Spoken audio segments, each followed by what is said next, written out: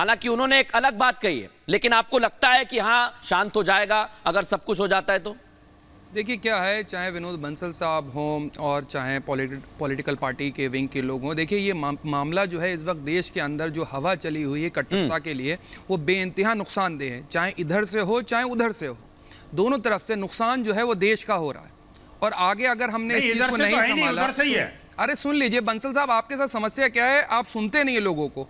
आप बोल चुके हैं, मुझे थोड़ी लेट आवाज जा रही है। आप पूरी बात कहिए, मैं सबको समय दूंगा। अभी अपनी जैसे अवस्थी के पास भी आ रहा हूं मैं, उसके बाद हम हाँ कहिए, पूरी बात कहिए। हमें इस कट्टरता की जड़ के अंदर काम करने की जरूरत है। ये कहां से कट्टरता हिंदुस्तान के अंदर आ रही है, इसके ऊपर हमें सोचने की जरूरत है। वो भी मैं बता रहा हूं कि उसके अंदर समस्या क्या है।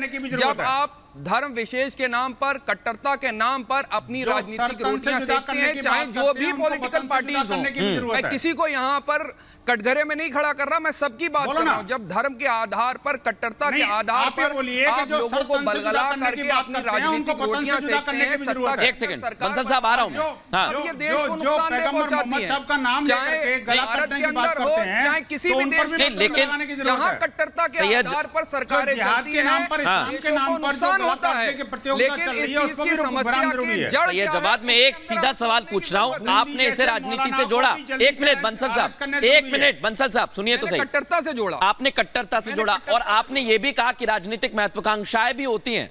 लेकिन सवाल ये, नहीं मेरी बात तो सुनिए। सवाल ये कि अगर कोई 10 साल तक कहां रह के आता है आपको पता है, कहां से तामील, कहां जिहादी ट्रेनिंग ली है सबको पता है, तो इसमें राजनीति कहां से आ गई? आप ये बताइए ना कि अगर ये सब चल रहा है तो इसके पीछे जिम्मेदार कौन है?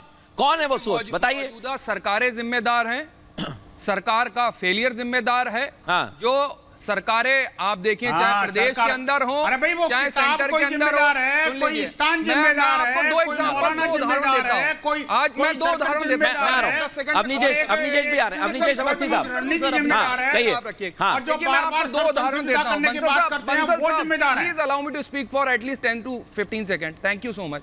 देखिए मैं दो उदाहरण देता हूं। पहले ये बताओ कि जो सर के अंदर एक एक करके अपनी बात रखिए।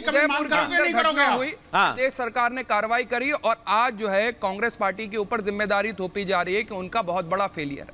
मैं आपको पीछे लेके जाता हूं। अगर कांग्रेस पार्टी का फेलियर है तो कमलेश तिवारी की हत्या का फेलियर कौन सी सरकार की जिम्मेदारी है, जरा मुझको बताइए। आज भारतीय जनता पार्टी के लोग से भाग रहे हैं, कौन जिम्मेदार है आप बताइए। भारतीय जनता पार्टी के लोग डिबेट में क्यों नहीं आ रहे? आपको मैं चर्चा में लेकर आऊं। अपनीश अवस्थी साहब, विनोद बंसल साहब, एक मिनट रुक जाइए, एक मिनट। अपनीश अवस्थी साहब फिर आ रहा हूं मैं। मैंने कहा था मुफ्ती कासमी साहब आ रहा हूं, कहिए। आपने ये कहा था कि 10 सेकंड दे दीजिए, आपने 30 सेकंड ले लीजिए। अब मेरी बात का जवाब दीजिए। सर तन से जुदा ये कट्टरता है कि नहीं? एक बात बिल्कुल है। एक मिनट सुन लीजिए, एक एक सवाल एक एक जवाब। हाँ सवाल करा मैंने तुरंत। मैं सवाल तो कर लूं। आपने कहा राजस्थान के बारे में क्वेश्चन नहीं करना चाहिए। क्या उस व्यक्ति कन्हैया लाल वहां की पुलिस के पास गया था और पुलिस के पास शिकायत करने के बाद उसी को अंदर कर दिया गया था और बाहर करने के बाद उसको कोई सुरक्षा नहीं दी गई? क्या ये सच है? ये सरकार का फेलियर है। तो हाँ, तो आपने कहा सरकार, तो बात आपने कहा राजस्थान सरकार को, आपने कहा कहो तो रिप्ले कर लो, कहो तो रिप्ले कर लो, रिप्ले कर लो। सरकारों की अगला सवाल, अगला